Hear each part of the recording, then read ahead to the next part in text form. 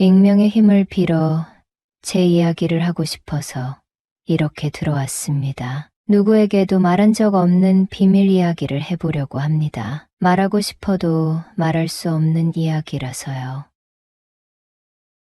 좋아요. 구독 부탁드려요. 세상에 이런 일도 있구나.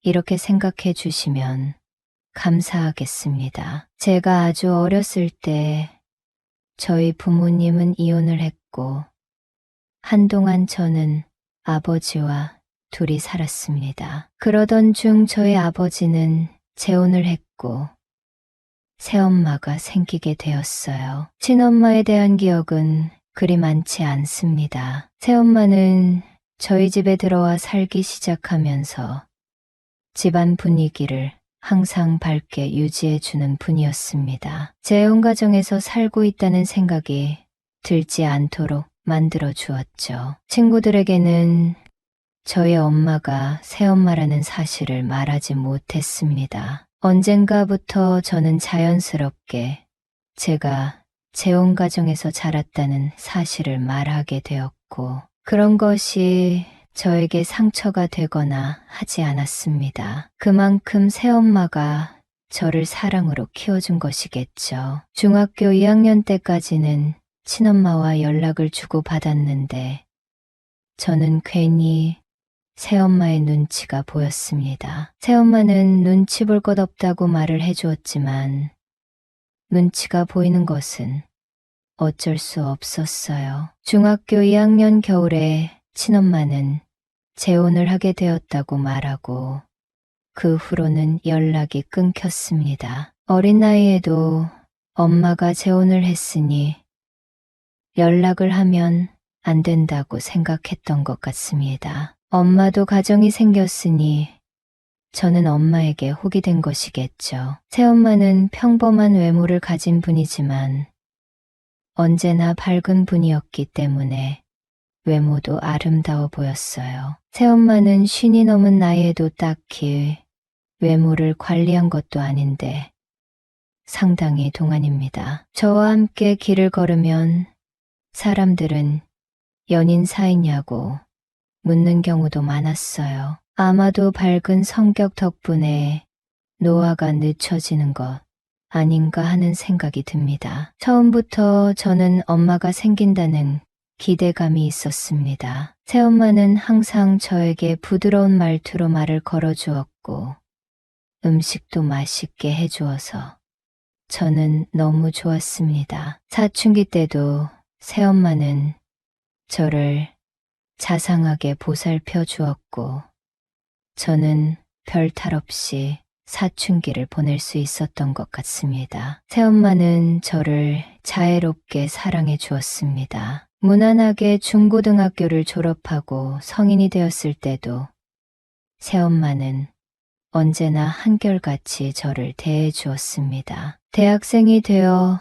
여자친구가 생기고 여자친구와 밤을 보내기도 해봤는데 뭔가 모를 허전함 같은 것이 있었습니다. 새엄마는 제가 말하는 것을 다 들어주었기 때문에 저는 여자친구와 어떤 데이트를 했는지도 새엄마에게 말하곤 했죠. 새엄마는 재미없는 얘기도 잘 들어주었습니다. 맞장구를 쳐주고 그런 일이 있을 때 기분이 어땠냐고 물어봐 주기도 하는 새엄마에게 뭔가 얘기를 한다는 것은 너무 신나는 일이었습니다. 군대를 다녀온 후부터 저는 새엄마보다 나은 여자가 없기 때문에 여자친구를 사귀는 것에 흥미를 잃었습니다. 새엄마에게 대한 마음이 너무 커졌지만 컨트롤이 안 될 정도는 아니었어요. 제대 후에 복학을 준비하며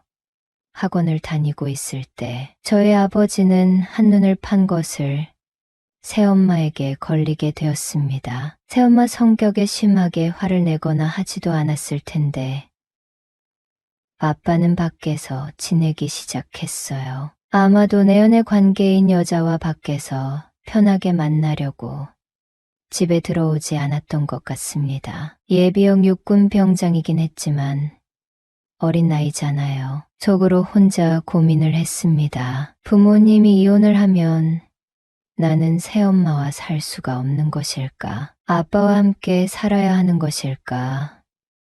이런 고민 말이죠. 복학을 하고 저는 공부도 많이 하고 놀기도 잘 놀았습니다. 바쁘게 지내는 저를 새엄마는 잘 챙겨주셨죠. 밖에 나가 한참 다른 곳에 정신이 팔려있는 아버지가 새엄마의 생일 같은 것을 챙겨줄 일도 없었겠죠. 내가 신경 쓰지 않으면 누구도 신경 써줄 사람이 없을 것 같아 저는 새엄마와 시간을 보내기 위해 노력했습니다. 친구들과의 약속을 많이 줄이고 별일 없으면 일찍 귀가해서 새엄마와 저녁을 먹으려고 노력했습니다. 새엄마의 생일에는 둘이 외식을 하고 생일 축하 노래도 불러주었습니다. 샴페인도 마시며 신나는 분위기를 만들려고 노력했지만 새엄마는 환하게 웃는 표정 뒤에 뭔가 모를 수심이 있는 듯이 보였어요. 새엄마가 제 얘기를 늘 집중해서 들어주었던 것처럼 저도 새엄마의 얘기를 잘 들어주었는데 그날도 서로 화기애애한 분위기에서 대화를 나누고 있었습니다. 아버지는 늘 회사 일이 바빴고 여자 문제가 끊이지 않는 사람이었습니다. 사회생활을 핑계로 여자를 수시로 만나는 남편에게 자신의 존재를 알리기 위해 새엄마는 운동도 열심히 하고 관리도 열심히 했다고 하더군요. 새엄마는 그런 얘기를 하며 그렇게 자기 관리를 했던 것이 아빠의 눈길을 끌기 위한 것만은 아니었다고 하더군요. 자신의 건강을 위해 그렇게 자기 관리를 한 측면도 있다는 것이었습니다. 새엄마는 샴페인과 맥주를 마신 것 때문에 발그레한 얼굴이 되어 저에게 말을 했습니다. 아빠와 밤을 보낼 때 제 얼굴이 떠올랐다는 얘기를 하면서 얼굴을 붉히더군요. 그리고 요즘은 가지를 사용해 끓어오르는 것을 잠재운다고 하며 웃는 것이었습니다. 저는 부끄러운 마음이 들어 고개를 숙이고 있었습니다. 저의 표정을 새엄마에게 들키고 싶지 않았거든요. 새엄마는 졸음이 몰려온다고 하면서 방으로 들어갔고 저는 식탁을 정리하고 제 방으로 들어갔습니다. 침대에 누워 곰곰이 생각해 봤죠. 아까 엄마가 한 말이 무슨 뜻일까? 아빠와 밤을 보낼 때 내가 떠올랐다는 것은 무슨 의미일까? 그것 때문에 힘들었다고. 이런 생각이 꼬리에 꼬리를 물고 결국 저는 새엄마가 나를 남자로 봤다는 뜻인가 하는 생각이 들었어요. 한참 뒤척이다가 저는 안방문을 열고 들어갔습니다. 자, 이렇게 물었는데 새엄마는 아니, 이렇게 대답을 하더군요. 아까 그 말이 무슨 말이야? 이해가 안 가서 새엄마는 돌아누워 저를 보며 웃어주었습니다. 아빠랑 잘 때 내가 떠올랐다는 거 말이야. 저는 말끝을 흐렸고 새엄마는 빙긋 웃으며 대답했습니다. 그냥 그랬다는 거야. 왜 그러면 안 되니?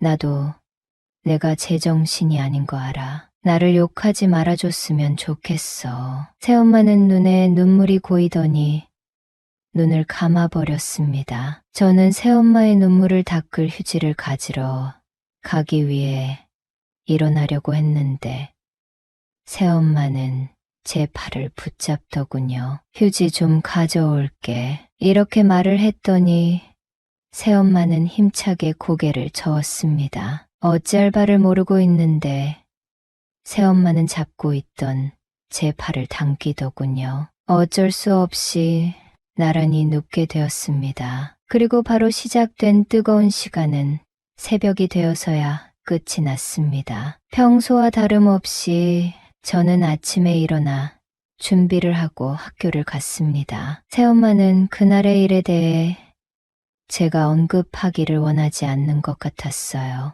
아무 일도 없었던 것처럼 행동을 하는 새엄마가 이해가 안 가는 것은 아니었습니다. 친한 사이는 될 수 있어도 어떻게 연인 사이와 같이 행동할 수가 있겠어요. 하지만 저는 밤에 뒤척이다가 새엄마 방에 가면 새엄마는 자는 것처럼 보였는데 자냐고 물으면 늘 아직 안 자. 이렇게 대답을 했습니다. 그리고 저를 자상하게 감싸 주었습니다. 새엄마는 제가 하고 싶은 모든 것을 하도록 기다려주고 배려해 주었죠. 새엄마는 무심한 듯 저를 받아주었지만 낙상일이 시작되면 너무도 신이 나 있었습니다. 몇 달을 그렇게 지내다가 저는 충격적인 얘기를 듣게 되었습니다. 아버지와 새엄마가 화해를 하게 되었다는 얘기였어요. 저는 새엄마와 술을 한잔하며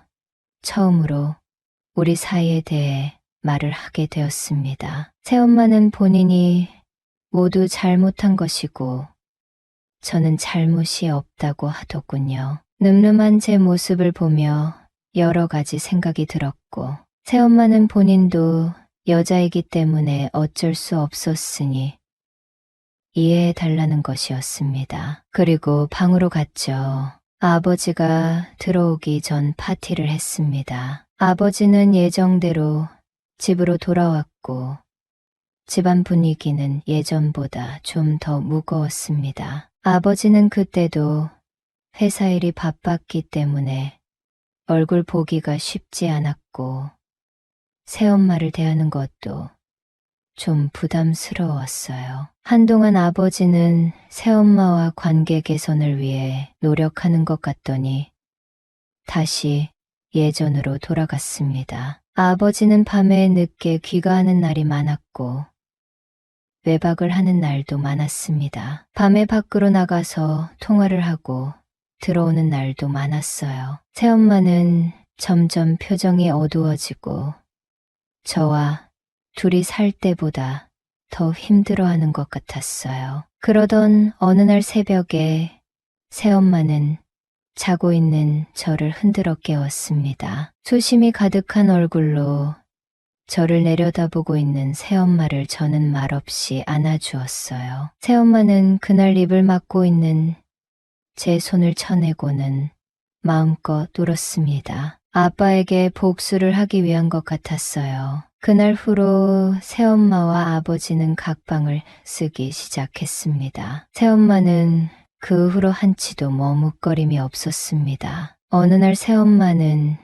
저에게 자신을 사랑하냐고 묻더군요. 저는 말없이 고개를 끄덕였습니다. 평생 자기를 버리지 않을 것이라는 약속을 하라는 새엄마에게 새끼손가락을 걸고 약속했습니다. 환한 미소를 짓는 새엄마의 표정은 그 어느 때보다도 밝아 보였습니다. 새엄마는 저에게 연애도 하고 결혼도 해야 한다는 약속도 해달라고 했습니다. 하지만 평생 동안 본인을 모른 채는 하지 말아야 한다는 것이었습니다. 저는 열심히 공부를 했고 좋은 직장에 취직했습니다. 그리고 결혼도 했습니다. 저는 평생 새엄마를 지켜줄 것이라 다짐에 다짐을 거듭하며 살아왔습니다. 꽃다운 나이에 호라비인 저의 아버지와 결혼해서 괴로운 결혼 생활이 이어졌지만 새엄마가 이혼을 하지 않은 것은 저 때문이라는 것을 저는 누구보다도 잘 알고 있습니다. 저는 내 엄마를 평생 지켜줄 생각입니다. 아버지와 새엄마는 현재도 함께 살고 있습니다. 나이가 들어 아버지는 새엄마에게 의지하려 하지만 새엄마는 늘 바쁘게 생활하며 일부러 아버지를 외면하듯이 살고 있습니다. 저는 지금도 새엄마와 잘 지내고 있습니다. 이런 일을 누구에게 말할 수 있을까요? 어딘가에 털어놓고 싶어서 이렇게 글을 적어 올립니다. 저희 써리모가 멤버십 가입을 시작했어요. 멤버십에 가입해준 분들 덕분에 영상 제작에 큰 도움이 되고 있어요. 너무 감사해요.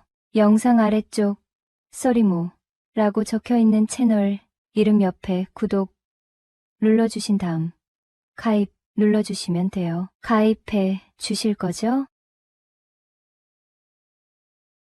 군 제대 후 캠퍼스는 어색하기 짝이 없었다. 갓 20이 넘은 파릇파릇한 새내기들 틈에 섞여 있자니 마치 시간 여행이라도 잘못한 기분이었다. 그럴 때마다 불쑥 떠오르는 건 고향 친구 상우 녀석이었다. 녀석은 고등학교 때부터 중마고우였는데 서울 변두리. 촌놈인 나와 달리 강남 아이파크에 사는 금수저 도련님이었다. 넉살 좋고 부침성 있는 성격 덕에 녀석 집에는 발길이 끊이질 않았다.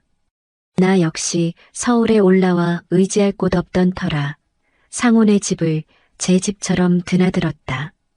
상훈에는 좀 특별했다. 아버지는 일찍 돌아가시고 어머니 혼자 상우와 가정을 꾸려나가셨는데 그 어머니란 분이 또 범상치 않았다. 40대 후반의 나이에도 불구하고 호리호리한 몸매에 뽀얀 피부, 짙은 쌍꺼풀까지 누가 봐도 눈에 띄는 미인이셨다. 외식업 프랜차이즈에 부동산 임대업까지 사업 수완도 대단해서 강남의 빌딩이며 원룸 건물까지 척척 올려놓으셨다고 했다. 갈 때마다 따뜻하게 맞아주시며 밥이며 간식이며 손수 챙겨주시던 정 많고 살가운 분이셨다. 나에게는 마치 서울에 있는 유일한 가족 같은 존재였다. 복학 후 상우는 졸업 전에 어학연수를 떠났다. 녀석 빈자리가 컸지만 그래도 가끔 상우 어머니께 안부 전화도 드리고 가끔 연락도 주고받으며 지냈다. 그러다 한 학기가 훌쩍 지나고 녀석이 잠시 한국에 들어왔다는 소식을 들었다. 오랜만에 얼굴이나 볼 겸 강남역에서 만나 거하게 술잔을 기울였다. 밤늦도록 술에 취해 비틀거리며 도착한 곳은 역시나 익숙한 상온의 아이파크였다. 현관문을 열자 은은한 조명 아래 상우 어머니가 소파에 앉아 계셨다. 반갑게 맞아주시며 정태 왔구나. 오랜만이네. 하시는데 왠지 모르게 예전보다 더 횡댕그렁하고 쓸쓸해 보이셨다. 어머니, 안녕하세요. 오랜만이에요. 인사를 드리자 어머니는 섭섭한 표정으로 정태는 상우 없으니 아주 코빼기도 안 비치네. 서운하다 서운해. 하고 핀잔을 주셨다. 죄송한 마음에 머쓱하게 웃으며 어머니 죄송해요. 상호도 없는데 혼자 찾아뵙기가 좀 쑥스러워서요. 제가 경상도 촌놈이라 낯도 많이 가리고 표현도 서툴잖아요. 어머니도 아시면서 앞으로는 자주 찾아뵐게요. 혹시 뭐 도와드릴 일 있으시면 언제든 말씀하세요.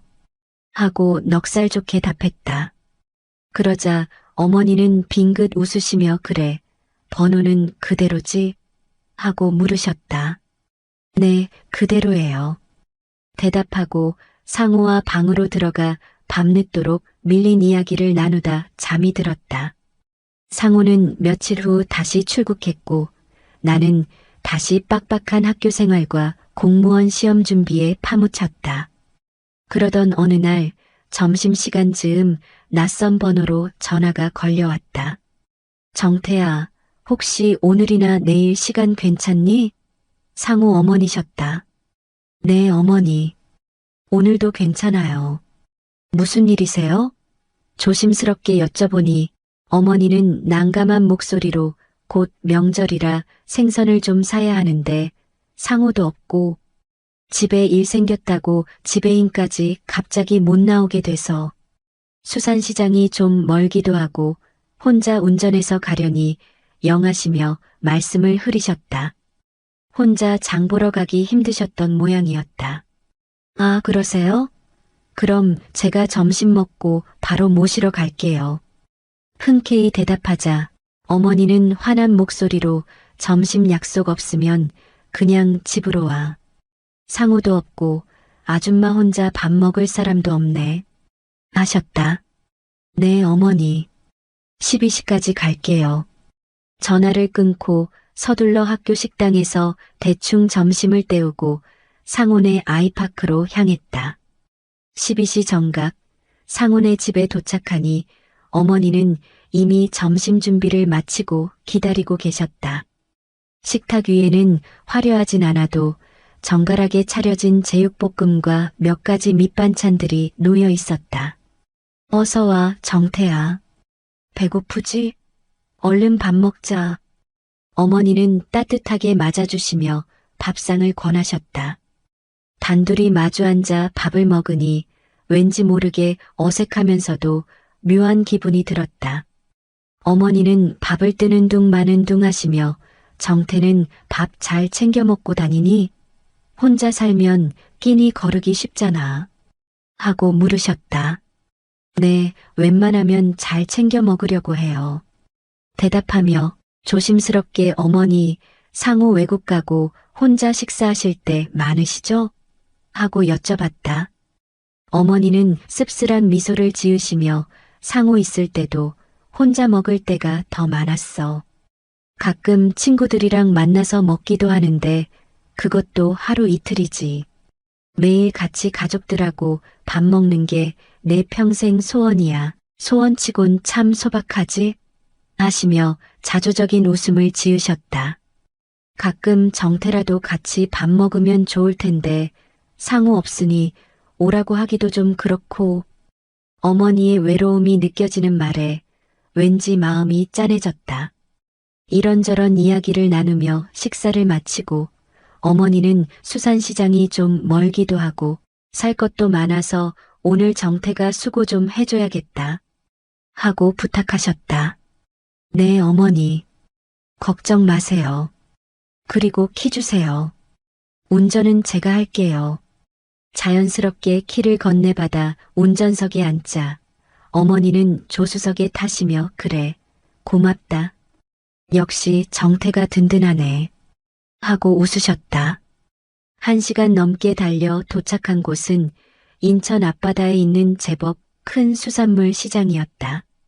평일 낮인데도 사람들로 북적였고 요즘엔 보기 힘든 호객 행위도 여전했다.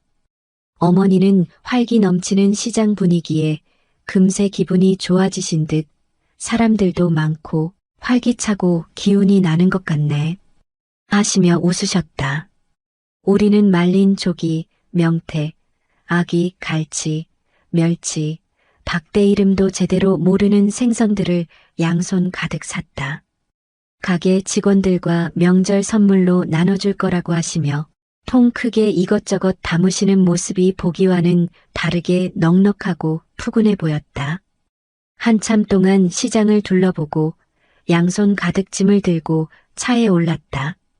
돌아오는 길 어머니는 창밖을 바라보시며 바다 냄새 맡으니 오랜만이네 옛날 생각도 나고 그렇네 하고 나지막이 음조리셨다. 문득 어머니의 젊은 시절이 궁금해져 어머니 바다 보시니까 어떠세요? 하고 여쭤봤다. 어머니는 잠시 멍하니 바다를 바라보시더니 그냥 이런저런 생각이 많이 들어.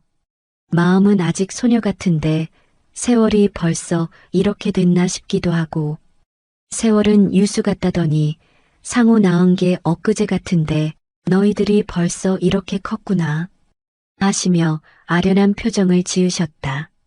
아직 한창이신데요, 뭘? 능글맞게 답하자 어머니는 살짝 미소를 지으시며 아줌마 놀리면 못 써 하고 핀잔을 주셨다. 순간 장난기가 발동해 정말이에요. 어머니, 오늘 저랑 데이트 신청이라도 하고 싶을 정도로 진심이에요. 하고 훅 들어갔다. 어머니는 내 엉뚱한 농담에 당황한 듯 나를 빤히 쳐다보시더니 이내 웃음을 터뜨리며 정태가 그렇게 말하니 진짜 데이트하는 것 같네. 하고 맞받아치셨다. 어머니, 저 바다 색깔 좀 봐요. 오늘따라 더 깊고 푸르게 느껴지는 것 같아요. 어머니 눈동자처럼.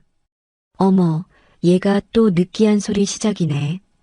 바다가 눈동자 같다는 말은 또 처음 들어보네.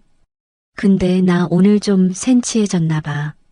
바다 보니까 눈물 날 것 같기도 하고. 어머니, 왜 그러세요? 혹시 오늘 시장에서 힘드셨어요? 아니면 그 남자친구분 생각나세요? 글쎄 다 그런 거지, 뭐. 나이 먹으니 괜히 센티해지고 외로움도 더 타는 것 같고. 정태는 나 아줌마라고 생각하니? 늙었다고 생각해? 에이, 어머니가 아줌마면 세상 모든 여자들이 다 할머니게요? 어머니는 제 눈에는 전이 너무 아름다우세요. 진짜 여전히 설레게 하신다는 말 취소 안 할 거예요. 어머, 얘 정말 못하는 말이 없네. 술 취한 거 아니지? 아줌마 놀리는 재미가 그렇게 좋아?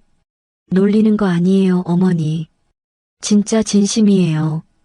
어머니, 오늘 저랑 비밀 데이트 제대로 한번 해보실래요? 아무도 모르는 둘만의 아찔한 데이트. 데이트는 무슨 위험한 소리 하지 마. 아줌마 주책이라고 할 거야. 그리고 상호 보면 뭐라고 하겠니? 상호는 걱정 마세요. 저희 둘만의 비밀로 하면 돼요. 그리고 어머니는 절대 주책 아니에요. 제 눈에는 너무 매력적인 여자일 뿐이에요. 오늘 하루 아줌마 말고 여자 대 여자로 저랑 있어주시면 안 될까요? 어머니도 외로우시잖아요. 정태 너 정말 나 감당할 수 있겠어? 나 나이도 많고 애 딸린 아줌마인데 후회할지도 몰라. 후회는 절대 안 해요. 어머니 옆에 있는다면 후회할 일은 단 하나도 없을 거예요. 자, 어머니. 이제 선택은 어머니 몫이에요. 저랑 위험하고 짜릿한 일탈 함께 하실래요? 그녀는 대답 대신 정태의 손을 더욱 꽉 잡았다. 그녀의 눈빛은 흔들리고 있었지만 왠지 모르게 거부할 수 없는 강렬한 끌림 같은 것이 느껴졌다. 묘하게 설레는 분위기를 깨고 싶지 않아 용기를 내어. 어머니, 저 앞에 분위기 좋은 커피숍 있는데 차나 한잔하고 가실래요? 하고 제안했다. 어머니는 잠시 망설이시더니 아니야, 다른 사람들 시선도 있고 차에서 얘기하는 게 더 편해. 하고 거절하셨다. 하지만 왠지 모르게 아쉬움이 남았다. 그래서 돌이킬 수 없는 사고를 쳐버렸다. 그럼 가는 길에 조용한 곳에서 잠시 쉬었다 갈까요? 운전하느라 저도 좀 피곤하기도 하고 사람들 시선 신경 쓸 필요도 없고요. 나도 모르게 훅 내뱉고 나니 아차 싶었다. 이건 좀 너무 나갔나? 어떻게 수습해야 하나 머릿속이 복잡해졌다. 어머니는 내 뜬금없는 제안에 아무런 대답도 하지 않으셨다. 차 안에는 짧고도 어색한 침묵만이 감돌았다. 싸늘한 분위기를 감지하고 뭔가 결단을 내려야 할 순간임을 직감했다. 나는 더 이상 아무 말 없이 해안도로를 따라 바다가 훤히 내려다 보이는 한적한 주차장으로 차를 몰았다. 어머니는 창밖을 멍하니 바라보시며 아까보다 더 깊은 생각에 잠긴 듯했다. 차를 주차하고 억지 웃음을 지으며 여기 조용한 곳에서 바다 실컷 보고 잠깐 쉬었다 가시죠.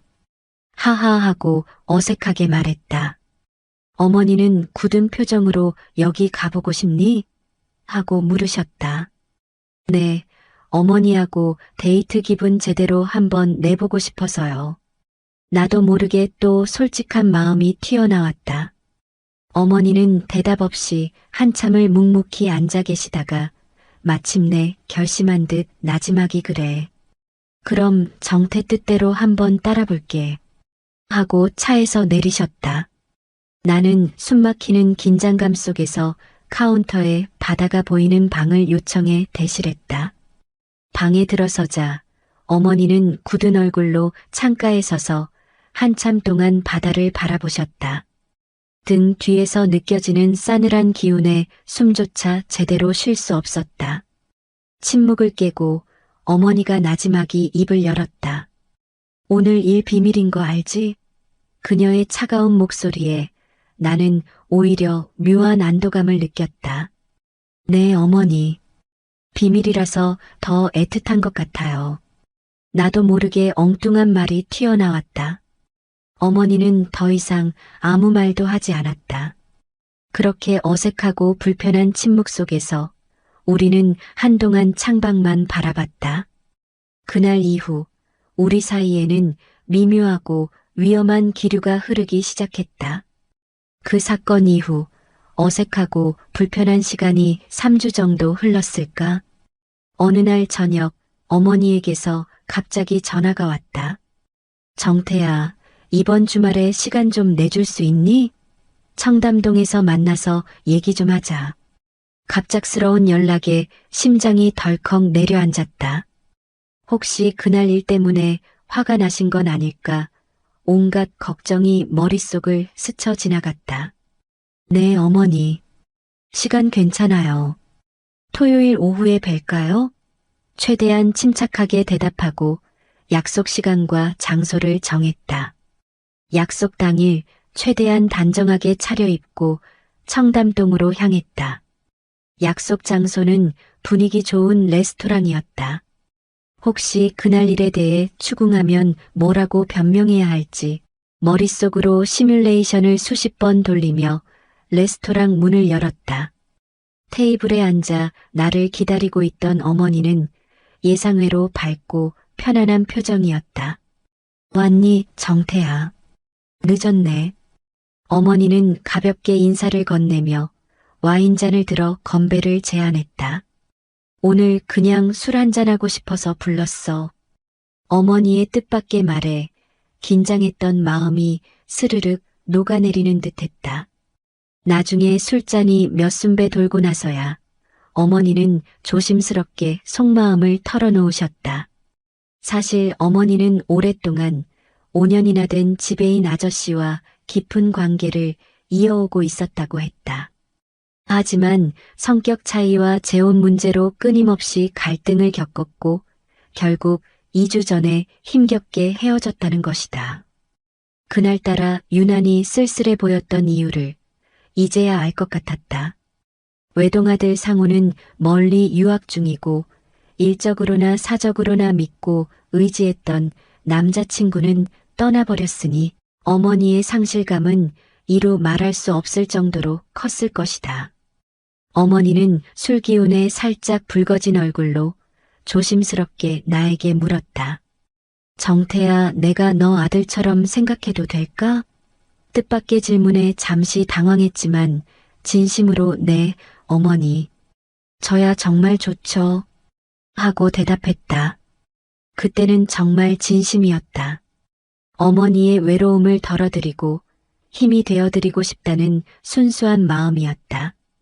그날 이후 우리는 정말 가족처럼 가까워졌다. 거의 매일같이 카톡 메시지를 주고받았고 밤늦도록 전화 통화를 하기도 했다. 일주일에 서너 번은 상훈의 집에 가서 점심이나 저녁을 함께 먹었다. 어머니는 마치 친아들처럼 나를 살뜰히 챙겨주셨다. 옷이며 화장품이며 돈 쓸 데 없다며 이것저것 챙겨주시고 집에 갈 때마다 용돈까지 쥐어주시곤 했다. 어머니의 따뜻한 보살핌에 감사하면서도 한편으로는 묘한 부담감과 불편함이 마음 한켠에 자리 잡기 시작했다. 시간이 흘러 어느덧 1년 가까운 시간이 지났다. 처음에는 따뜻하고 감사했던 어머니의 관심이 점점 나를 올가매는 끈처럼 느껴지기 시작했다. 답장이 조금이라도 늦어지면 혹시 무슨 일 있냐며 걱정스러운 전화가 걸려왔다. 코로나가 끝나면 둘이서 해외여행을 가자. 좋은 곳 있으면 꼭 같이 가고 싶다 하시는데 점점 쿨하지 못하고 집착하는 모습에 숨이 막힐 지경이었다. 졸업반이라 시간이 없다는 핑계를 대며 여행 제안을 겨우겨우 거절했지만 마음은 무거웠다. 한 번은 어머니가 정태야, 내가 학교 근처로 이사 갈까? 하고 농담처럼 물으셨을 때 등골이 서늘해지는 기분이었다. 농담인 건 알았지만 그 안에 숨겨진 진심이 느껴져 소름이 돋았다. 이런 생각을 하는 내가 못된 놈인 건 알지만 점점 어머니와의 관계가 버겁고 지쳐갔다. 처음에는 순수한 호의였지만 어느 순간부터 걷잡을 수 없이 꼬여버린 실타래처럼 느껴졌다. 지금이라도 확실하게 선을 긋지 않으면 서로에게 더 큰 상처를 남기게 될 것 같았다. 하지만 어떻게 해야 이 불편하고 위험한 관계를 깔끔하게 정리할 수 있을까? 쉽사리 답이 떠오르지 않았다. 안녕하세요. 사연사무소에 오신 것을 환영합니다. 오늘의 사연입니다. 무더운 여름날이었습니다. 퇴근 후 공장에서 나와 숙소로 향하는 길은 여전히 한증막처럼 덥고 후텁지근했습니다. 이미 밤 9시가 훌쩍 넘은 시각이었는데도 공장 지대에서 뿜어져 나오는 열기는 식을 기미가 없었습니다. 저는 좁다란 시골 마을 도로를 따라 자전거 페달을 힘겹게 밟아갔습니다. 마치 제 등에 달라붙은 공기마저 땀으로 눅눅해진 듯한 기분이 들었습니다. 자전거를 멈추어 세울 무렵 이미 이마와 목덜미에서는 땀이 끈적하게 흘러내렸습니다. 숙소에 도착해 자전거를 대충 벽에 기대 두고 저는 서둘러 수건과 속옷을 챙겨 밖에 있는 샤워장으로 향했습니다. 이 시골 마을의 단독주택 구조는 제게는 처음이라 다소 생소했습니다. 방 2개가 나란히 있고 그 양옆으로 개조해 만든 소규모 화장실과 샤워장이 각각 달려 있었지요. 제가 쓰는 방과 옆방은 서로 다른 출입구를 가졌지만 화장실과 샤워장만큼은 밖에 있기 때문에 마당으로 나오지 않고는 사용할 수 없었습니다. 초라해 보이는 벽과 어설프게 쳐진 지붕, 약간 삐걱거리는 문짝 등 누가 봐도 시골 단독주택을 급하게 수리해 임대한 곳이구나 싶을 정도의 상태였습니다. 하지만 한편으로는 그렇게까지 나쁘지는 않았습니다. 적어도 횡댕그렁한 빈집에 비하면 이런 식으로라도 방이 마련되어 있다는 게 감사한 일이었으니까요. 저는 얼른 샤워실로 들어가 찬물을 시원하게 틀었습니다. 분수처럼 뿜어져 나오는 물줄기가 땀에 절은 제 몸을 씻어주자 하루 종일 품고 있던 열기와 피로가 조금씩 사라지는 것 같았습니다. 하지만 동시에 왠지 모르게 공허한 느낌도 들었습니다. 습기 머금은 공기 속에서 저는 복잡한 생각들을 애써 흘려보내려 했습니다. 그날 밤 샤워를 마친 뒤 대충 몸을 닦고 속옷바람으로 마당에 나왔습니다. 습한 공기가 다시 피부에 들러붙었지만 샤워를 마친 덕인지 그나마 몸이 가벼웠습니다. 저녁 바람이라도 조금 불어주면 얼마나 좋을까 싶었는데 바람은커녕 뜨거운 열기가 마당 한 구석에 고스란히 남아 있었습니다. 저는 마당 한켠에서 담배 한 대를 물고 넋을 놓은 채 어두운 하늘을 바라보았습니다. 그때였습니다. 울타리 너머에서 물소리가 들리더니 옆집 사람도 샤워를 막 끝낸 듯했습니다. 이 집과 옆집을 나누는 울타리는 일정한 높이의 나무와 철사로 대충 만들어 놓은 것이어서 가까이 다가가면 희미하게 이웃집 쪽 마당이 보이곤 했습니다. 그런데 눈이 저절로 그쪽으로 향했고 마침 한 여인이 샤워장에서 걸어 나오는 모습이 언뜻 보였습니다. 그녀는 30대 중반 정도로 보였습니다. 옷차림이라고 해봐야 사실 속옷 차림에 머리를 말리는 모습이었는데 저는 그 모습이 눈부시게 매혹적으로 다가왔습니다. 사실 단순히 예쁘다는 기준에서 보면 그녀는 흔히 말하는 미인은 아니었을지 모릅니다. 평범한 시골 안악처럼 보였지만 그날 밤 샤워를 마치고 나온 그녀의 모습에는 묘한 건강미와 볼륨감이 깃들어 있었습니다. 다부진 등과 허리 곡선, 그리고 풍성한 곡선이 적나라하게 드러나는 속옷 차림에 저는 본능적으로 시선이 꽂히고 말았습니다. 게다가 그녀의 방에서 뿜어져 나오는 한 줄기 불빛이 어두운 마당을 살짝 비추었고 그 빛에 비친 그녀의 실루엣은 저를 한순간에 넋이 나간 사람으로 만들어 버렸습니다. 그 모습이 잔상으로 남아 머릿속을 맴돌았습니다. 그녀가 방 안으로 사라진 뒤에도 저는 한참을 그 자리에 서서 멍하니 울타리 너머를 바라보고 있었습니다. 결국 담배 연기는 이미 허공으로 사라졌는데 제 가슴 속에는 알 수 없는 흥분과 설렘이 남아 있었습니다. 몇 분쯤 지난 뒤에야 저는 겨우 마음을 가라앉히고 방으로 돌아왔습니다. 하지만 그날 밤은 좀처럼 잠이 오지 않았습니다. 눈을 감을 때마다 떠오르는 것은 몇 분 전 마주쳤던 그녀의 실루엣이었습니다. 평범한 외모라 해도 그 순간은 너무도 매혹적이었고 어딘가 강렬한 에너지가 숨어 있는 듯 했습니다. 이 시점에서 제 상황을 좀 더 이야기해 두어야겠습니다. 저는 42살로 이 시골 마을로 온 지 이제 겨우 5개월 정도 된 처지입니다. 사업에 실패하고 신용불량자가 되면서 결국 아내와 이혼을 하게 되었습니다. 아이들 역시 아내에게 넘긴 채 저 혼자 도망치듯 이곳에 들어온 것이나 다름없습니다. 물론 파산하기 전에 이미 아내와 서류상으로 남남이 되었고 아내와 아이들이 힘들지 않도록 집 한 채와 아이들이 대학까지 갈 수 있을 정도의 자금을 남겨주었습니다. 그것이 제가 해줄 수 있는 마지막이자 자존심의 최후 보루이기도 했습니다. 이곳 시골 공장에서는 철판절단 작업을 주로 했습니다. 교통편도 불편하고 도시에서 멀리 떨어져 있다 보니 여기까지 굳이 일하러 오는 사람은 흔치 않습니다. 저도 친구의 소개가 없었으면 알아내기 힘들었을 정도였습니다. 게다가 숙소도 마련해준다고 하니 당장 갈 곳이 없었던 저는 솔깃할 수밖에 없었습니다. 그렇게 해서 이 낡은 단독주택을 임시 거처 삼아 사람들 눈을 피하며 지내기 시작했습니다. 그런데 같은 집의 다른 방에는 베트남 근로자 3명이 함께 살고 있었습니다.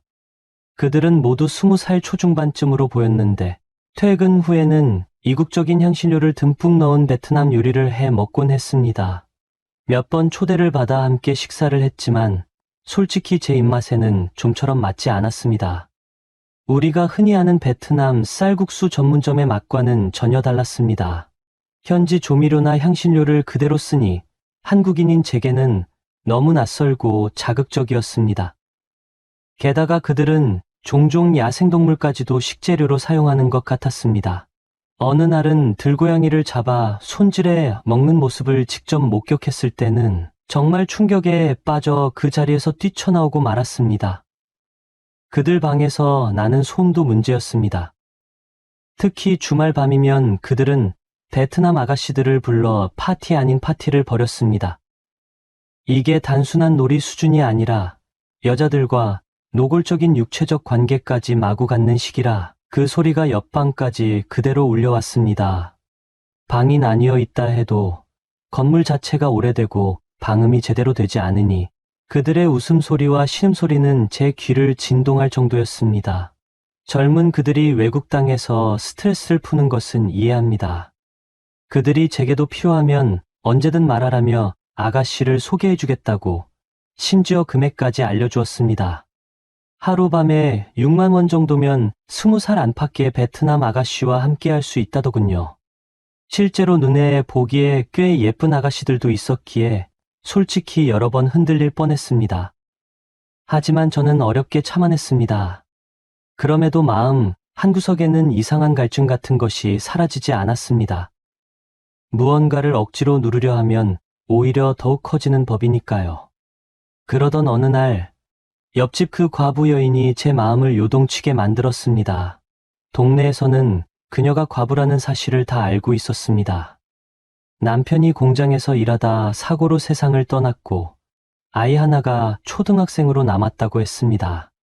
시부모와의 갈등 때문에 혼자 아이를 키우기 위해 농사를 지을 수도 없고 어쩔 수 없이 일거리를 찾아 공장에 다닌다는 이야기였습니다. 사람들은 그녀가 나름 말끔하고 부지런하다는 평을 하기도 했지만 젊은 과부이다 보니 뒤에서 이런저런 소문이 도는 모양이었습니다. 하지만 제가 옆집에 살면서 직접 본 그녀의 모습은 소문과 달리 그저 묵묵히 살아가는 여인일 뿐이었습니다. 특히 늦은 밤이나 새벽에 남자가 들락거리거나 이상한 소리가 들려온 적은 없었습니다. 물론 술 취한 동네 남정네 몇몇이 늦은 시각에 그녀의 대문을 두드리던 모습을 목격하긴 했습니다. 그럴 때마다 저는 홧김에 밖으로 나가 경찰 부릅니다. 하고 소리쳐 쫓아냈습니다. 대개 유부남들이었는데도 경찰 한마디면 갈팡질팡하며 곧바로 사라졌습니다. 그런 일이 여러 번 쌓이고 나니 저와 그녀 사이는 어느새 조금씩 가까워져 있었습니다. 머릿속에 가끔 베트남 노동자들의 광란의 주말이 되면 이상하게도 저는 그 여인이 생각나곤 했습니다. 저 소리 때문에 내 잠은 망치고 있지만 그래도 저런 육체적 해소만이 전부는 아니겠지. 옆집 여인은 어떤 마음으로 오늘 하루를 지냈을까 하는 식으로요. 그러다가 마침내 주말 제가 버스를 타고 읍내에 옷을 사러 나가려던 날이었습니다. 버스 정류장에서 기다리고 있는데 그녀도 같은 시각에 마침 버스를 기다리고 있더군요. 저는 아주 반가운 마음으로 다가갔고 자연스레 인사를 건넸습니다. 아, 안녕하세요. 이런 데서 뵀네요. 혹시 읍내 가세요? 그녀는 잠깐 놀란 듯 했지만 이내 부드럽게 웃어주었습니다.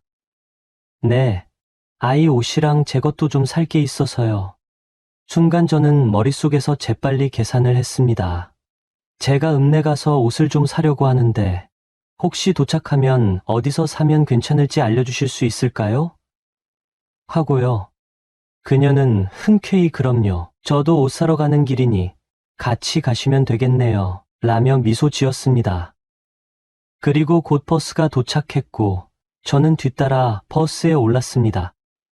자연스레 그녀 옆자리에 앉았고 그녀는 거부감 없이 고개를 끄덕였습니다. 버스가 덜컹거리며 읍내로 향하는 동안 저는 그녀와 이런저런 이야기를 나누었습니다.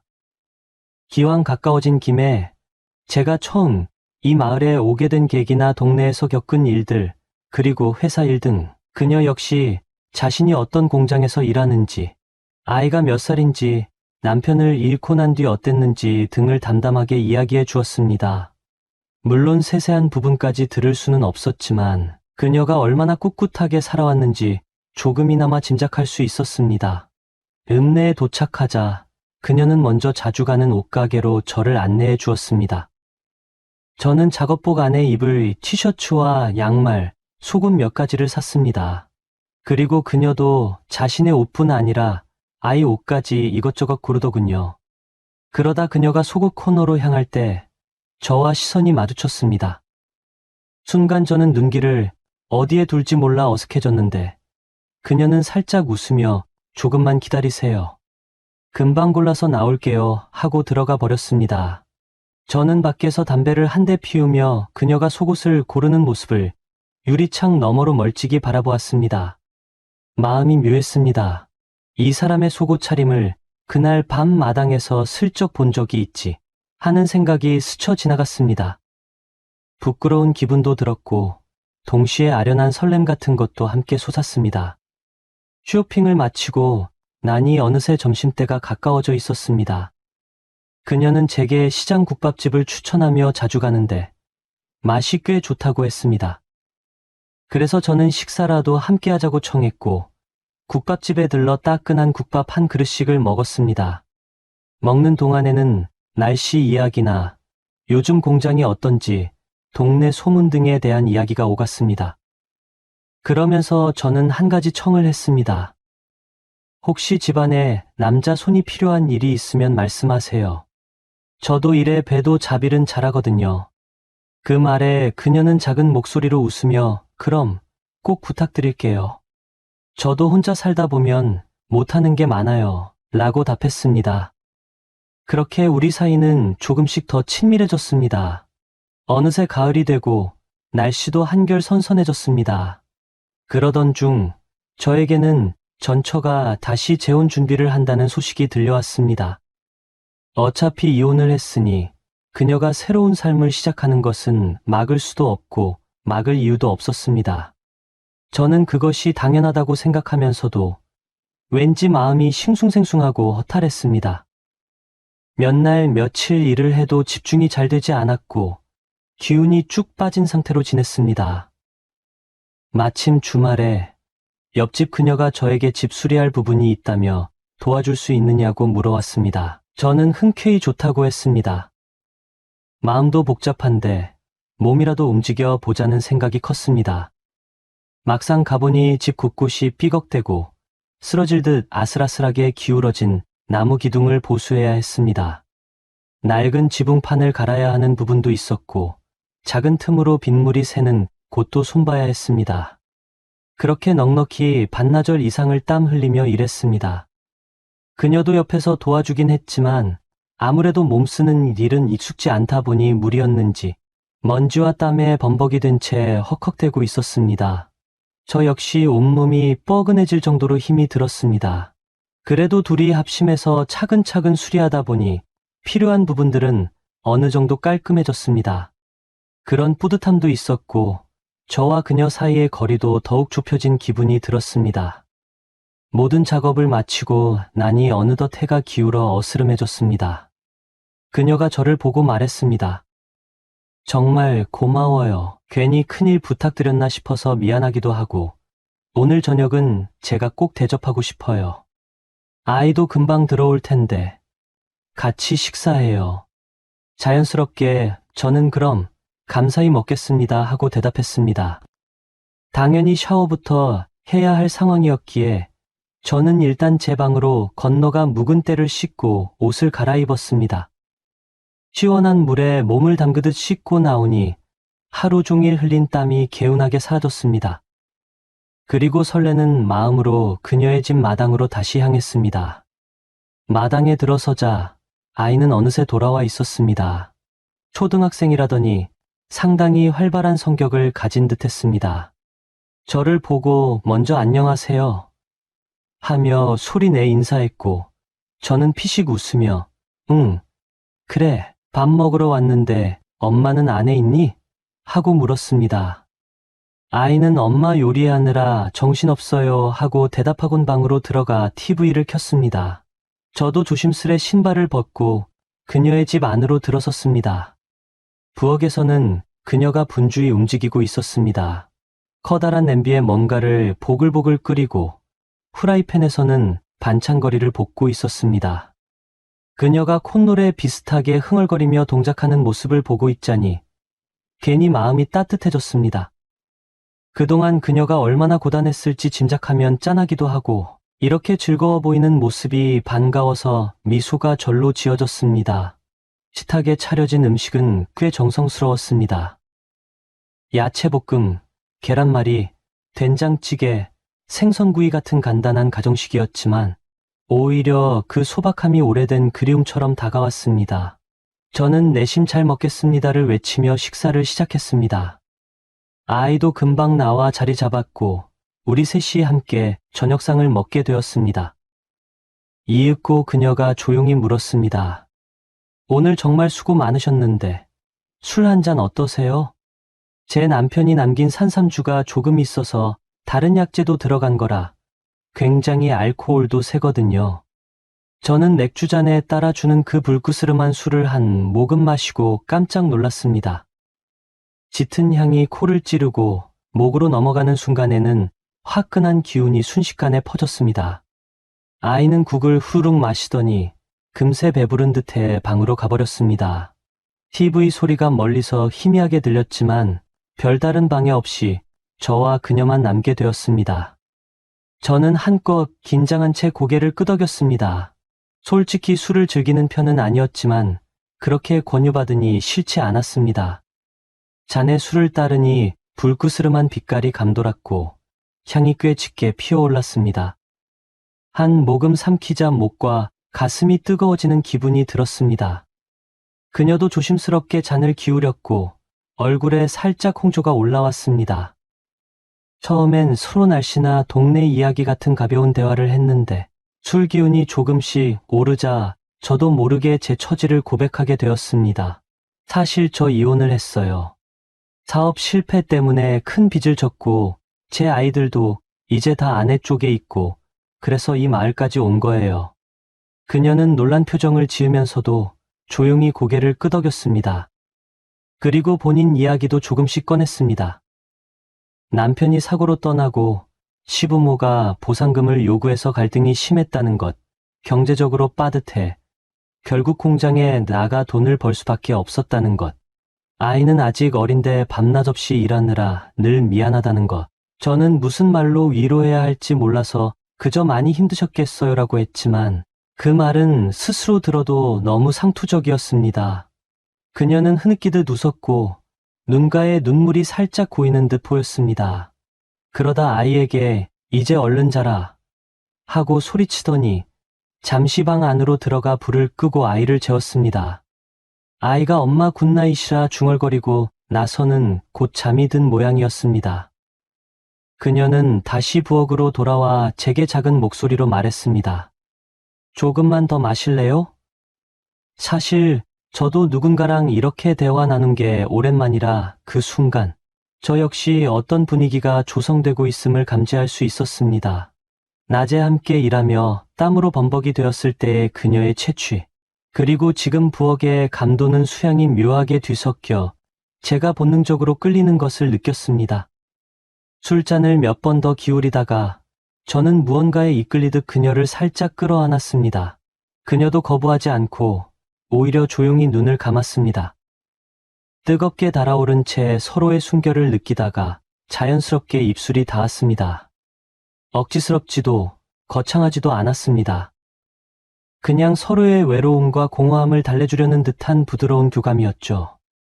그런 흐름에 몸을 맡기다 보니 그날 밤은 저에게 오랜만에 살아있다라는 감각을 일깨워준 시간이 되었습니다. 감정이 무르익으면 깊은 스킨십으로 이어졌습니다. 그녀가 낮은 소리로 내뱉는 숨결에는 알 수 없는 흡인력이 있었고 저 역시 간절히 그녀의 체온에 의지하고 싶었습니다. 그렇게 밤이 깊도록 우리는 서로를 확인하듯 포옹했고 때론 침대 모서리에 나란히 앉아 한참 이야기하기도 했습니다.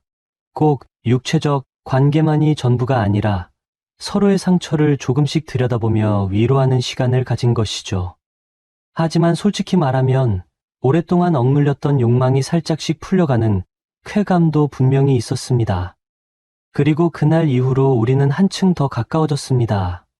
아이를 재운 뒤 어느 날은 그녀가 조심스럽게 제 방문을 두드렸고 또 어느 날은 제가 그녀의 집 문을 살짝 열었습니다. 가끔은 서로 피곤해서 바로 잠들어 버리는 날도 있었지만 대체로 우리는 저녁 식사를 함께하고 조곤조곤 하루를 정리하듯 대화를 나누었고 때로는 애틋하게 몸을 섞었습니다. 그런 시간이 쌓이자 저는 더 이상 베트남 청년들이 주말마다 부르는 아가씨들의 떠들썩한 소음에 신경 쓰지 않게 되었습니다. 제게도 이제는 누군가와 함께하는 뜨거운 밤이 생겼으니까요. 당연히 동네 소문은 삽시간에 퍼졌습니다. 젊은 과부와 옆방 남자가 밤을 함께 지낸다는 이야기, 저희가 보이지 않는 시간에 무슨 짓을 하는지 다 안다는 듯이 수근거리는 사람들도 있었습니다. 하지만 이미 제 인생은 송두리째 바닥을 쳤고 사람들 말에 휘둘릴 이유가 없었습니다. 그녀도 크게 개의치 않는 모습이었습니다. 오히려 남자 손이 있으면 집도 든든하고 아이도 외롭지 않고 저도 누군가에게 의지할 수 있고 뭐가 문제죠? 라며 담담히 웃어 보이곤 했습니다. 그러던 어느 날 그녀가 먼저 조심스럽게 말을 꺼냈습니다. 우리 그냥 한 집에서 지내면 어떨까요? 여기저기 옮겨 다니는 것도 불편하고 아이도 오빠 잘 따르니까 솔직히 저도 갈등이 없지는 않았습니다. 빚이 산더미처럼 남아있고 신용불량자 신세라 결혼은커녕 자유로운 외출도 조심스러운 처지였으니까요. 그래서 있는 그대로 말했습니다. 저 사실 결혼 문제는 쉽게 생각 못해요. 빚이 아직 많고 그것 때문에 이 마을에 내려온 거거든요. 그녀는 잠깐 침묵하더니 이내 고개를 끄덕였습니다. 괜찮아요. 지금 당장 결혼하자는 말이 아니에요. 나중에 빚 정리되면 그때 저한테 청혼하시면 되잖아요. 그 말에 저는 왠지 모르게 가슴이 뛰었습니다. 누군가 저를 믿고 기다려준다는 느낌이 이렇게 든든할 줄은 몰랐습니다. 저는 뜨겁게 달아오른 얼굴로 그래요. 정말 고마워요. 그러면 언젠가 제 빚이 다 정리되면 진짜 멋진 반지 하나 사서 제대로 청혼할게요라고 다짐했습니다. 그렇게 우리는 사실상 동거나 다름없는 생활을 시작했습니다. 제 방에서 간단한 집만 남겨두고 대다수 물건들은 그녀의 집으로 옮겼습니다. 곧잘 함께 장을 보러 가고 아이와도 같이 시간을 보내면서 일상적인 가족처럼 지냈습니다. 아침이면 각자 출근 준비를 하고 퇴근 후에는 누가 먼저랄 것도 없이 한 집에 모여 식탁을 차렸습니다. 아이는 저를 삼촌이라고 부르며 스스럼 없이 애교를 부렸고 저도 아이가 보고 싶어지는 일이 많아졌습니다. 퇴근길에 아이가 좋아할 만한 작은 간식이나 문구류를 사다 주면 아이가 눈을 반짝이며 좋아하곤 했습니다. 가을이 깊어가면서 저녁엔 서늘한 바람이 불었습니다. 마당에 서서 담배를 피울 때도 예전과 달리 쓸쓸함보다는 집 안에 기다리는 사람이 있다는 안도감이 들었습니다. 어느 날은 동네에서 가을맞이로 작은 행사 비슷한 걸 했는데 그녀와 아이와 함께 구경하러 갔습니다. 장터 비슷하게 열려서 과일도 팔고 동네 어르신들이 전을 부쳐서 파는 곳도 있었습니다. 지나가던 이웃들이 셋이 가족 같네 하고 너스레를 떨면 그녀는 쑥스러워하면서도 싫지 않은 표정이었습니다. 저 역시 서먹하면서도 묘하게 뿌듯했습니다. 물론 문제가 전혀 없는 것은 아니었습니다. 제 빚은 여전히 큰 부담이었고 그녀에게 마음의 짐이 될까 봐 현실 이야기를 자세히 꺼내지는 못했습니다. 가끔 전처에게서 연락이 오고 아이들 이야기를 듣게 되면 마음이 복잡해지곤 했습니다. 문득 문자를 확인하다가 그 사실을 알게 된 그녀는 제가 무거운 표정으로 방에 앉아 있을 때면 말없이 다가와 제 어깨를 감싸주었습니다. 말하기 싫으면 안 해도 돼요. 대신 너무 속으로만 사귀지 말아요라고 나지막이 말했습니다. 저는 처음에는 멋쩍었지만 점점 그녀가 내밀어 주는 이해와 온기에 감사함을 느꼈습니다.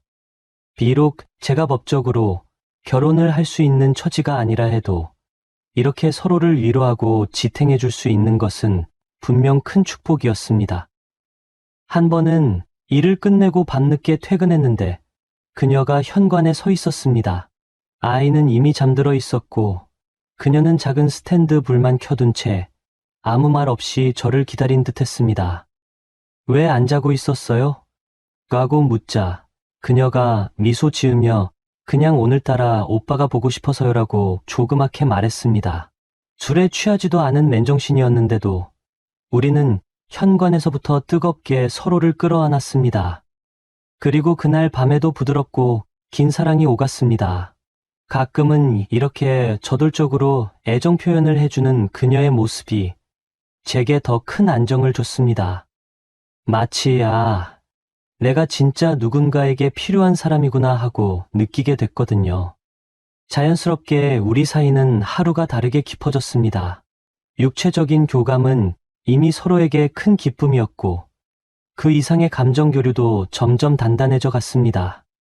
아이도 눈치가 빠른 편이었는지 별다른 거부감 없이 저를 따랐습니다. 어쩌다 아이가 잠들기 전 가족처럼 셋이서 TV 프로그램을 본다거나 마당에서 작은 불을 피워놓고 이야기를 나누면 진짜 한 집안이 된 느낌이었습니다. 그 장면은 제가 예전 가정에서 누리지 못했던 어떤 따뜻함을 다시금 불러일으켰습니다. 주말이면 그동안 미뤄둔 집안 청소를 함께 했습니다. 그녀가 걸레질을 하고 저는 집 바깥 계단 같은 곳을 빗자루로 쓸어냈습니다. 아이는 그런 우리 곁에서 뛰어놀다가 시키는 심부름을 하기 시작했고 동네에 파는 찐빵이나 어묵 같은 간식을 사오기도 했습니다. 삼촌, 이거 먹어봐요. 진짜 맛있어요. 하며 환하게 웃는 아이의 얼굴을 보면 저도 모르게 웃음이 나왔습니다. 그러던 어느 주말 밤, 옆방 베트남 청년들이 또다시 아가씨를 불러 요란한 소음을 내기 시작했습니다. 여자들의 웃음소리나 신음소리가 새벽까지 이어지면서 시골 밤 공기를 자꾸만 시끄럽게 만들어댔습니다. 예전 같았으면 그 소리에 짜증도 나고 스스로 더 외로워졌을 테지만 이제는 달랐습니다. 저는 그저 그녀와 마당을 한 바퀴 돌며 저들은 저들대로 사는 거고 우리는 우리 식대로 살면 되지 않을까요? 라고 말했습니다. 그녀는 맞장구 치듯 웃으며 제 손을 살짝 잡았습니다. 그 따스한 손맛이 그 어떤 소음도 저에게서 멀어지게 해주는 것만 같았습니다. 이런저런 일들이 쌓이면서 우리는 더욱 서로에게 의지했습니다. 그 결과 마치 결혼식 없이 부부처럼 살아가는 날들이 자연스레 이어졌습니다. 아침이면 그녀가 오늘은 애한테 도시락 싸주기로 했는데 빵 좀 사다 줄래요? 하고 부탁하기도 하고 제가 먼저 퇴근 후에 동네 노인정 옆 슈퍼에 들를 건데 뭐 사다 줄까? 하는 식의 대화를 주고받았습니다. 아이는 종종 우리 진짜 가족이 된 거 맞죠? 라고 순수한 눈빛으로 묻곤 했습니다. 그럴 때마다 저는 그래, 삼촌이 빚만 다 갚으면 그때 내 엄마에게 정식으로 청혼할 거야 라며 웃으며 대답했습니다. 그 말을 그녀가 어느 날 우연히 듣고 살짝 웃으면서도 조금 울 듯한 표정을 보이기도 했습니다. 전 그냥 지금도 행복해요라며 빚이 없고 없고를 떠나서 저와 이렇게 지내는 것 자체가 위로가 된다고 했습니다. 저 또한 같은 마음이었습니다. 그러나 한편으로는 언젠가 빚을 청산하고 떳떳이 그녀에게 반지 하나를 선물하는 날이 꼭 오기를 바랐습니다. 아이에게도 자랑할 수 있는 예쁜 이벤트를 만들어주고 싶다는 소망이 제 안에서 더욱 또렷해졌습니다. 아이도 점점 저를 잘 따랐습니다. 학교에서 있었던 일을 나지막이 털어놓으며 우리 반에 이런 애가 있는데 같은 이야기를 하면 저는 진지하게 들어주고 조언도 해주려 노력했습니다. 그러다 보니 아이가 엄마보다 삼촌한테 말하는 게 편해라며 장난스럽게 놀리기도 했습니다. 그럴 때면 그녀가 질투를 가장하며 나도 엄만데 하고 웃었고 저는 그런 소소한 행복에 마음이 뭉클해지곤 했습니다. 동네에서도 한두 명씩 저희를 인정해주는 분위기가 생겨났습니다. 애엄마가 참 성실하고 부지런하지. 저 사람도 성격이 나쁘지 않으니 서로 기대어 사는 게 나쁠 게 있나 하는 식의 말이 돌기 시작했죠. 물론 뒤에서 못마땅해 하는 사람들도 있었지만 예전처럼 저를 외지인 취급하진 않았습니다. 일터에서는 여전히 육체적으로 힘이 들었지만 퇴근 후 문을 열면 집 안에서 환한 불빛과 함께 반겨주는 그녀와 아이가 있다고 생각하니 세상 모든 걱정이 조금은 가벼워지는 기분이었습니다. 물론 언제까지나 쉽지만은 않을 것입니다. 제게는 아직 해결되지 않은 빚이 남아있고 그녀의 아이가 점점 자라면서 돈이 더 필요해질 수도 있습니다.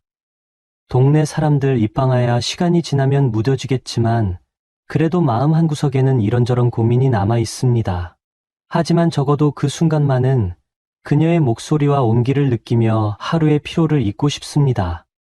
비록 제게는 한 번의 실패한 결혼과 해결해야 할 빚더미가 있었지만 그럼에도 불구하고 그녀가 건네주던 온화한 미소는 당시 제게 엄청난 용기가 되었습니다. 겨울이 다가오면 이 낡은 집에서 어떤 문제가 또 터질지 몰랐지만 우리는 함께 해결해 나갔습니다. 지붕이 새면 둘이서 기어 올라가 틈을 막았고 보일러가 고장 나면 기술자를 불러 함께 고쳤으며 마당 울타리에 틈이 생기면 못질을 하며 살았습니다. 그 과정에서 가끔은 서로 티격태격 다투기도 했고 예상치 못한 문제들로 말다툼을 벌인 적도 있었지만 더는 혼자가 아니었습니다. 그래서 저는 하루하루를 성실히 살아갔습니다. 공장에서는 묵묵히 일했고 잔업 기회가 생기면 놓치지 않으려 했습니다. 한 푼이라도 더 모아 하루라도 빨리 빚을 갚으려 애썼습니다. 몸은 점점 지쳐갔지만 마음 한켠에는 희망의 불씨가 꺼지지 않고 타올랐습니다. 빚만 다 갚으면 제대로 된 반지 하나 사서 청혼해야지.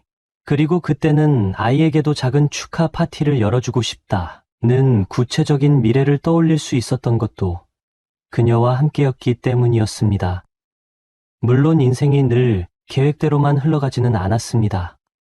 때로는 새로운 시련이 불쑥 찾아오기도 했고 더 큰 빚이 생기거나 공장에 문제가 생기는 날도 있었습니다. 그녀 역시 자신만의 고민으로 괴로워하던 시기가 있었습니다. 그럼에도 불구하고 우리는 그 시절의 따스한 온기와 나눴던 정을 떠올리며 서로를 위로했습니다. 그 모든 시간이 우리를 강하게 만들었고, 함께라면 어떤 고난도 이겨낼 수 있으리라는 확신이 생겼습니다. 어느새 가을이 끝자락을 지나 겨울 문턱에 다다랐고, 찬바람이 저녁 공기를 더욱 싸늘하게 만들었습니다. 하지만 그녀의 집 안은 따뜻한 밤 냄새와 잔잔한 전등 불빛으로 가득했고, 그 속에서 아이와 그녀가 장난을 치며 웃고 있는 모습을 지켜보며 이 집도 꽤 괜찮은 곳이구나라는 생각을 하게 되었습니다. 동네 사람들의 시선이 항상 곱지만은 않았지만 어느덧 수군거림도 점점 줄어들었고 저희는 그런 시선을 이겨낼 정도로 단단해져 있었습니다. 그 시기 저는 더 이상 무언가를 목소리 높여 주장할 필요가 없었습니다. 그저 매일의 일상 속에서 제게 주어진 작은 행복에 감사하며 조용히 살아갔습니다. 처음 그녀와의 인연은 참으로 우연하고 특별한 순간에서 시작되었습니다. 만약 그날 밤 제가 한 번 더 담배를 피우지 않았다면, 혹은 울타리 너머로 시선을 돌리지 않았다면 우리는 지금처럼 서로에게 기대며 살아갈 수 없었을지도 모릅니다. 제가 모든 빚을 청산하고 그녀 몰래 반지를 골라 청혼을 결심했을 때는 벌써 함께한 시간이 6년을 훌쩍 넘긴 시점이었습니다. 시간이 그렇게 흘렀다는 것도 실감이 나지 않았습니다. 처음 그녀와 마당을 사이에 두고 조심스럽게 눈을 마주치던 때가 엊그제 같은데 어느덧 우리는 서로의 인생에 깊숙이 스며들어 있었습니다. 3년 동안 열심히 일을 했지만 월급만으로는 도저히 감당할 수 없던 빚더미 앞에서 막막했습니다. 저는 마지막이라는 심정으로 그녀에게 도움을 청했고 그녀는 한마디 말도 없이 조용히 고개를 끄덕이며 통장을 내밀었습니다. 당신이 다시 일어날 수 있다면 그걸로 됐어요라는 말과 함께였습니다. 그녀의 신뢰와 응원 덕분이었을까요? 제가 시작한 사업은 생각보다 빠르게 궤도에 올랐습니다. 과거 사업 실패 경험을 반면교사 삼아 조심스럽게 접근했고, 마침 새로운 사업 분야는 당시의 수요가 폭발적으로 증가하던 시점이었습니다.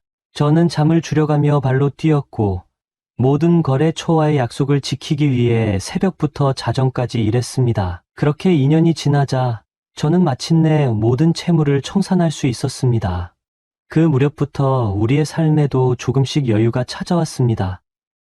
오래된 단독주택을 떠나 시내의 작은 아파트로 이사했고, 중고차 한 대를 마련해 주말이면 세 식구가 나란히 드라이브를 나가기도 했습니다. 아이의 교육을 생각해서라도 더는 시골에 머무를 수 없다는 판단도 있었습니다. 도시에 나와 학교를 옮긴 아이는 처음엔 낯설어했지만 곧 활기를 되찾고 친구도 사귀며 안정된 모습을 보여주었습니다. 그녀는 언제나 그랬듯 조용히 제 곁에 있어 주었습니다. 성공했다고 자만하지 않게, 실패했다고 좌절하지 않게 늘 제 한 걸음 뒤에서 묵묵히 바라봐 주었고, 때로는 아무 말 없이 따뜻한 밥상을 내어주었습니다. 그렇게 우리는 말하지 않아도 서로를 가장 잘 아는 사이가 되어 있었습니다. 청혼을 결심하게 된 계기는 평범한 어느 날 저녁이었습니다. 아이가 공부를 마치고 거실에서 간식을 먹으며 TV를 보고 있었고, 그녀는 부엌에서 다음 날 아침 도시락을 준비하고 있었습니다. 문득 이 평범한 순간이 너무나도 소중하게 느껴졌습니다. 이제야 비로소 내가 그녀와 아이 앞에 당당해질 수 있는 때가 왔구나 하는 생각이 들었고, 다음 날 바로 반지를 사러 나갔습니다. 반지는 그녀가 평소 좋아하던 작은 진주가 박힌 심플한 디자인이었습니다. 값비싼 다이아몬드도 화려한 장식도 없었지만 그녀의 손에 가장 잘 어울릴 것 같았습니다. 그리고 마침내 한 주말 저녁, 아이와 함께 케이크를 준비하고 조명을 낮추었습니다. 그녀가 무슨 날이에요? 하고 웃으며 식탁에 앉을 때 저는 작고 정성스럽게 포장한 반지 상자를 꺼냈습니다. 이제야 비로소 말할 수 있을 것 같아요. 저랑 진짜로 함께 해주시겠어요? 그녀는 처음엔 놀란 듯 멈춰섰고, 이내 눈가가 촉촉해졌습니다. 이미 고등학생이 된 아이는 밝게 웃으며 엄마 축하해 라고 외쳤고 그녀는 그 순간 눈물을 흘리며 제 손을 꼭 잡았습니다. 아무 말 없이 오래도록 그렇게 있었습니다. 우리는 조용히 혼인신고를 했고 아이의 학교 일정에 맞춰 짧은 신혼여행을 계획했습니다. 아이에게도 첫 해외여행이었고 그녀 역시 처음 타보는 비행기였습니다. 공항에서 티켓을 들고 어쩔 줄 몰라 하던 그녀와 설레서 웃음을 참지 못하던 아이의 모습은 제게 더 없는 선물이었습니다. 목적지는 일본이었습니다. 저는 미리 후쿠오카 근처 온천 숙소와 유우인의 작은 료칸을 예약해 두었고 4일 동안 세 식구는 소풍처럼 여행을 즐겼습니다. 유우인의 좁은 골목길을 걸으며 아이가 먹고 싶다던 타코야키를 사줬고 그녀와는 전통 의상을 빌려 입고 조용한 신사 앞에서 사진도 찍었습니다. 온천탕에 몸을 담그고 창밖에 눈 내리는 풍경을 함께 바라보며 우리는 아무 말 없이 손을 잡고 있었습니다. 그 시간이, 그 공간이 얼마나 소중하고 감사한지 말로 다 표현할 수 없었습니다. 돌아오는 비행기 안에서 그녀는 창밖 구름을 바라보다가 조용히 제게 말했습니다. 내가 당신한테 해준 것보다 더 많은 걸 받았어요. 고마워요. 정말 저는 그 말을 들으며 고개를 끄덕였습니다. 하지만 속으로는 내가 더 고마워요. 날 다시 일어설 수 있게 해줘서, 당신이라는 사람을 만날 수 있게 해줘서라는 생각뿐이었습니다. 이후 우리의 삶은 더욱 안정되었습니다.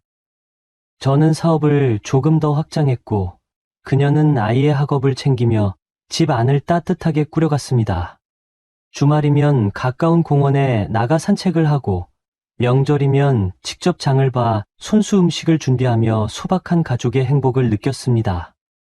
특별한 날이 아니더라도 우리가 함께 있다는 것만으로도 충분한 축복이었습니다. 이 모든 일은 우연처럼 시작되었지만 그 끝은 결코 우연이 아니었습니다.